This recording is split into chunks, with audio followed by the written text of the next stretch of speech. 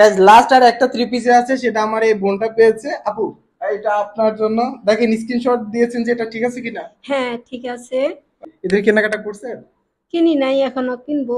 ঈদ ঈদ তো চলে আসছে, আর মাত্র 2 দিন আছে, কবে কিনবেন? এই নিছি একটা, আচ্ছা, এটা নিতে হবে, আর জুতাটা কিনলেই হয়ে হয়ে যাবে যাবে। শেষ। আচ্ছা ঠিক আছে, এটা কিন্তু হ্যাঁ সেলাই করতে হবে। হ্যাঁ, সেলাই করব। আচ্ছা সেলাই এখন টাকাটা আপনি দিয়ে দিবেন।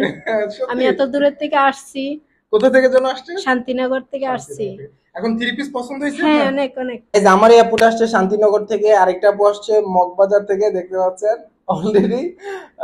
আপু খুশি?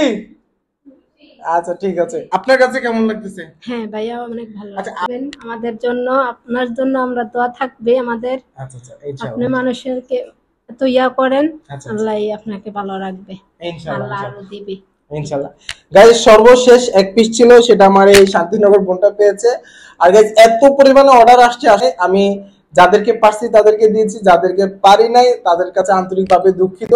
সবাই ভালো থাকবেন, সুস্থ থাকবেন, এবং সবার ঈদটা যেন সুন্দর মতোই কাটে সেটাই চাই।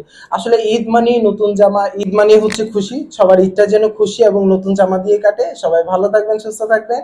ঈদ মোবারক।